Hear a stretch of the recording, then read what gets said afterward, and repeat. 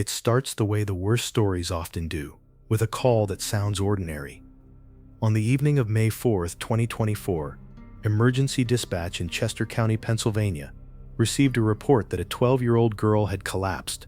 The explanation offered was simple and familiar, the kind of thing that happens in any neighborhood: a child, a bike, a fall, a sudden medical emergency. But when first responders arrived, the scene did not match the story. The child was Malinda Hoagland. Prosecutors would later say she was found in a condition that could not be explained by one accident or one bad day. She was severely underweight, visibly injured, and in medical crisis. She was taken to the hospital, but she did not survive. Later, authorities announced that her father, Malinda Hoagland, and his girlfriend Cindy Warren were accused of months of abuse and starvation that ended in Malinda's death. This is a case where the accusations are so extreme that even experienced investigators described the evidence as unlike anything they had seen in years. It is also a case that forces an ugly question into the open. If the warning signs existed, how did a child reach the point where she could not be saved? Before we go deeper, one important note. In the United States, people charged with crimes are presumed innocent until proven guilty in court. What follows is a documentary-style reconstruction based on publicly reported information and official announcements about the allegations and charges. Malinda's story, as described by those who knew her, did not begin in darkness.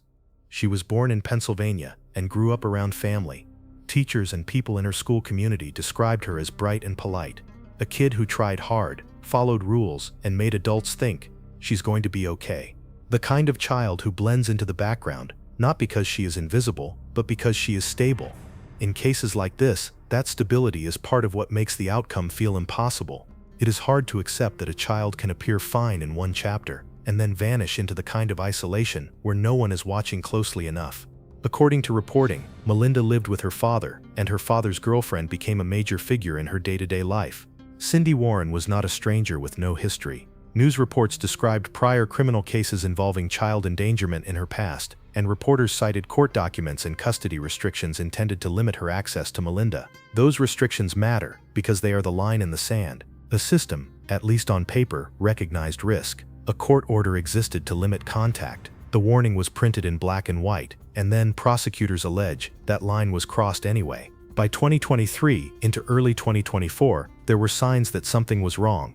Reports described school concerns, absences, and calls made to Child Protective Services. Media investigations later focused on how those concerns were handled and whether follow-up actions matched the seriousness of what people were noticing. Then, in January 2024, records cited by multiple outlets say Malinda was removed from her school district and placed into a cyber charter program. To many families, cyber school is normal. It can be a tool for flexibility, medical needs, anxiety, travel, or simply preference. It can also become something else, a perfect curtain. Because when a child no longer shows up in a building where dozens of adults can see her face, her arms, her gait, her energy, her mood, then the last routine checkpoints disappear. After that, the public timeline narrows fast. May 4 arrives. The emergency call comes in. First responders enter a home expecting a minor accident and instead find a child in catastrophic condition. Malinda dies that night, and then investigators begin to pull digital evidence. Authorities later said they recovered large volumes of files, videos, images, and messages that they claim document abuse over time. It is the kind of evidence that does not rely on memory or interpretation. It is recorded, it is time-stamped, and it either shows what prosecutors say it shows, or it does not. In many murder cases, prosecutors build a story from fragments, a witness statement here, a timeline there, forensics, phone pings, a few security clips. In this case, authorities say they had something different. They had an archive, and when a case contains an archive, it becomes less about guessing what happened and more about asking how a child could live inside that reality while the outside world continued like normal. When people hear abuse, they often imagine a single event, a bruise, a shout, one bad day that leaves a mark. But the worst cases are not a single event, they are a system. Prosecutors allege that inside Malinda Hoagland's home, the adults responsible for her care did not just lose patience. They built routines of control, and the details of that control, investigators say, were captured across extensive digital material recovered from the home and devices. That matters, because systems of abuse do not look like chaos from the inside. They look organized, they have rules, They have punishments. They have threats. And over time, the child learns the logic that keeps them alive. Do not argue, do not ask, do not reveal. Then comes isolation, the most powerful tool. A child in a classroom is seen by teachers, staff, classmates, bus drivers, nurses. A child at a playground is seen by neighbors. A child at a grocery store is seen by strangers. A child in a doctor's office is seen by mandated reporters, trained to notice patterns. A child in a house with no visitors is seen by no one. Multiple outlets reported that Malinda was pulled from her school district and placed into cyberschooling in early 2024. And while cyberschooling can be legitimate, it can also reduce real-world visibility to a tiny square on a screen. That is why cyber education became a major part of the public conversation after Malinda's death. In 2025, Spotlight PA reported on legal and policy disputes around student wellness checks and expectations for cyber charter schools, referencing the broader context of wrongful death litigation connected to the case. Spotlight PA. But the core of this story is not a debate about schooling models. It is the allegation that a child's visibility dropped to nearly zero during the period when she needed visibility the most. And there is another layer. Reporting described a custody order from 2020 that restricted how long Cindy Warren could be alone with Malinda without written consent from both biological parents.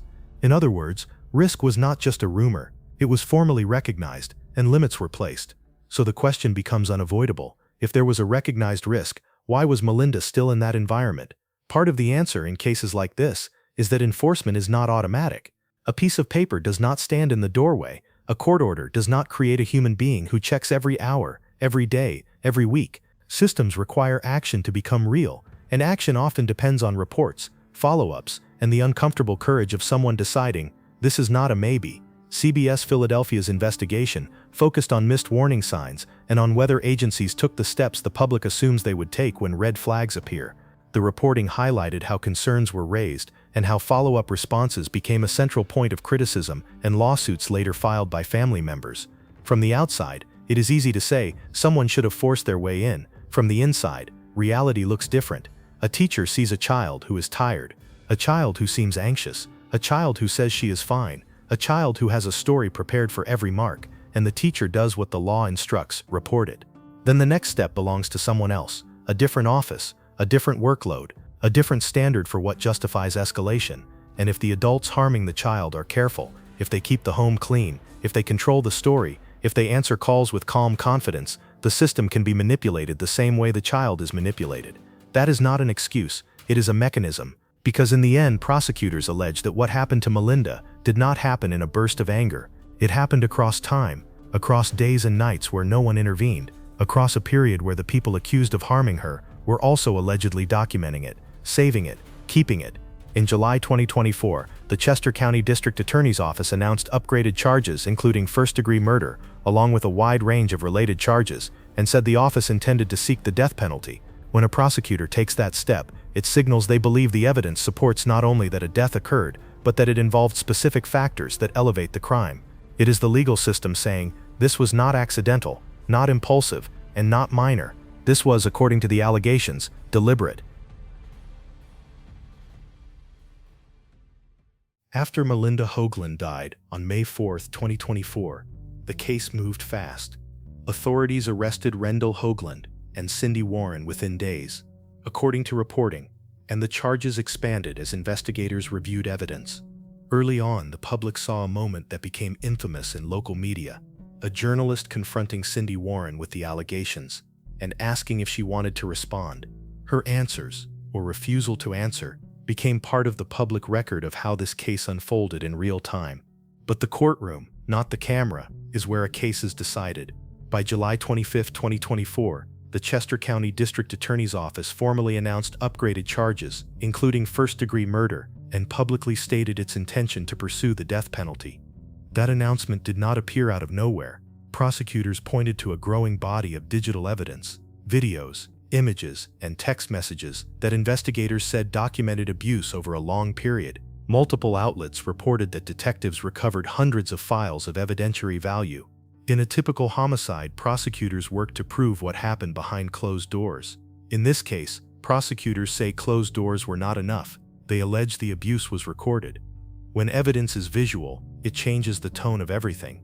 It shapes plea negotiations, trial strategy, and public reaction. It also shapes the way family members experience the case, because they are not just hearing allegations, they are being told that proof exists in a form that can be played in a courtroom. And for Malinda's half-sisters, this was not just about punishment, it was about recognition. In late August 2024, CBS reported that the defendants waived a preliminary hearing and the family spoke about what it meant to see the accused in court. Around the same time, the story expanded beyond criminal court into civil court. NBC Philadelphia and 6ABC reported that Malinda's family filed lawsuits against multiple agencies and entities, arguing that there were preventable failures that contributed to her death. Those reports describe allegations of systemic breakdowns, communication gaps, enforcement gaps, follow-up gaps. This is where cases like Malinda's become more than one tragedy. They become a stress test for a whole system. Because the criminal case answers one question: did these defendants do what prosecutors say they did? The civil lawsuits ask a different question: who else had the power to reduce harm, and did they act in time? Even among people who agree on very little, there is a shared discomfort when a child dies, and there were earlier signals that something was wrong. The public wants a clean narrative, but real life is usually a chain. One link fails, then another, until the child is at the end of the chain carrying the weight. Media reporting also described proposals and advocacy efforts sparked by this case, including calls for better tracking of child abuse offenders and stronger laws addressing child torture. That push matters, but it does not bring back the person who was lost. So here is what is left: the human reality behind the legal language. Malinda was 12. She had a name. She had teachers who remembered her. She had siblings who feared for her, and then lived through the outcome they were trying to prevent. She had years of life ahead of her, and the allegations in this case say she was not taken quickly. She was reduced over time. Even if you remove every horrifying detail, even if you choose not to speak them out loud, what remains is still unbearable. A child endured prolonged suffering inside the place that should have been safest. The reason true crime stories resonate is not because people enjoy tragedy, it is because people fear it. They fear how easily normal can hide something monstrous, and they fear how fragile the protective systems really are when the wrong adults learn how to work around them.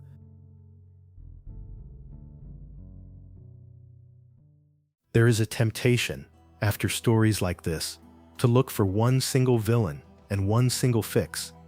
The villain is obvious in a criminal case. The fix is what everyone fights about afterward. But the truth is more uncomfortable. The villain, if prosecutors prove their case, is the people accused of doing this. The fix is everything the rest of us do when a child's world starts shrinking. Because the system is not one building, it is a relay. A school notices something. A hotline receives a report. A county agency decides what meets a threshold. A court writes an order. A caregiver follows it or ignores it. A neighbor hears something. A family member loses contact. A doctor is not scheduled. An online program does not see a face in person. A child learns not to speak. The relay fails when every runner assumes the next runner will catch the baton. Media investigations into this case repeatedly return to the same theme. Signs were present, but they did not translate into decisive intervention. So what do we do with that, without turning tragedy into a checklist? We start with what is realistic. Most abuse is not obvious. Most abusers do not advertise. Most children do not disclose, especially when they have learned that disclosure increases punishment.